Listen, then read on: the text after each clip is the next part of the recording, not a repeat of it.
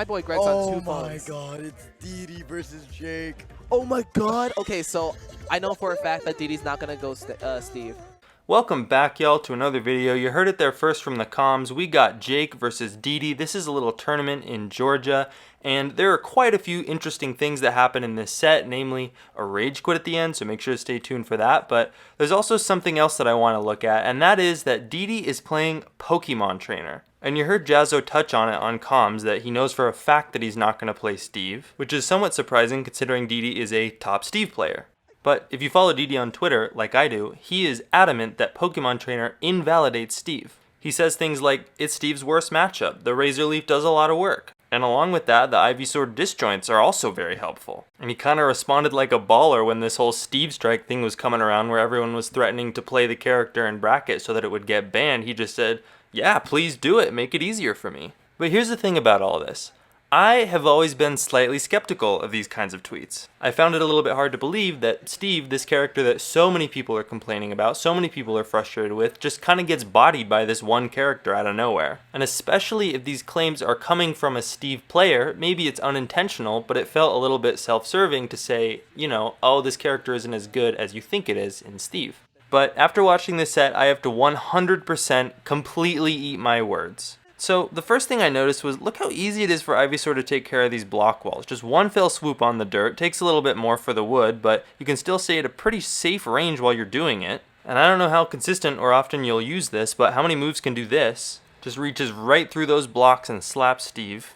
And when those blocks aren't there, look how well you can just kind of throw Razor Leafs. You can just kind of stuff all these approaches, put this pressure on, do a lot of chip damage. It's pretty low risk with pretty good reward, which you don't see very often in a Steve matchup. Of course, Diamond Sword F Smash is still Diamond Sword F Smash, but it's fine.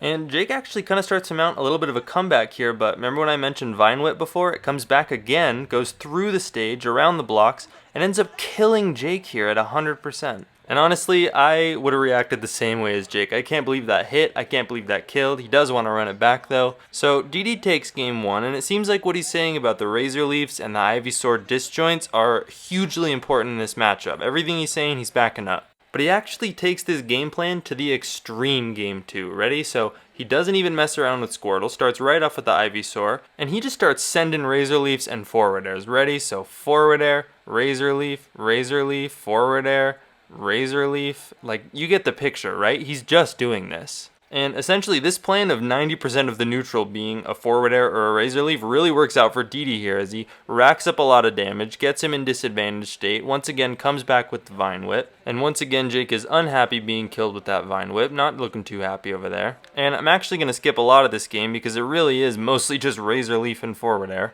And while DDee's using the simple but effective Steve counterplay, he's using some complex stuff too, ready? Insane SDI gets behind Steve and turns it into a reversal on what should be a big combo. DDee's insane, man. I respect that a lot. He does end up dying here, but in dying, it shows us another tool that Pokemon Trainer has against Steve, and that is Charizard Forward Tilt. 1, 2, 3, 4, 5 in a row right off the bat, and then the sixth one is going to take his stock. So now both players high percentage on their last stocks, very close game, but DDee's going to be able to punish the Elytra with an up air that breaks the stream. That's not me doing that, by the way. So DDee once again shows that the Razor Leaf and the disjoints are huge in this matchup, doing really well. But what if I told you in this game 3 that DDee didn't use one Razor Leaf? Would you believe me? Let's take a look. So once again, DDee comes right out the gate with the Ivysaur, but this time he comes off real aggressive. Ready? Up air, up air, up air, and it doesn't seem like Jake really has an answer. He's just kind of neutral airing, gets hit with another up air, starts neutral airing again, gets hit with the Tipper Vine Whip, dies at 60%. Jake says, alright, I'ma head out, unplugs his controller, and he is out of there.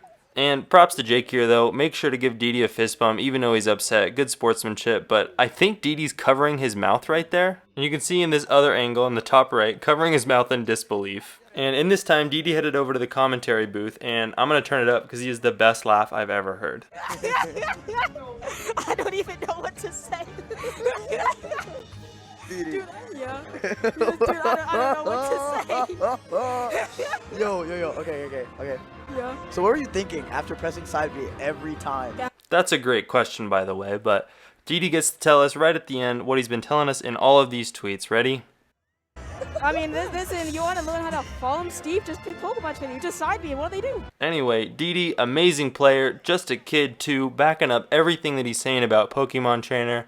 That kid's got a mind for Smash and just so good. And another thing I want to mention before we go, and this is kind of a serious note, is don't be mean to people because they play Steve. It's okay to be frustrated with the character once again, but it's not okay to be rude to people because of the character they play in a video game. It's kind of ridiculous. And in the context of this video, I think a rage quit is interesting. I'm not going to bag on Jake because he did that. I understand that everyone gets frustrated and a lot of people rage quit, but he was respectful. He gave the fist bump. He just walked off. I don't know what else you can ask for there. So in closing, DDee a God, don't be mean to Jake. Thanks for watching. Subscribe. Bye.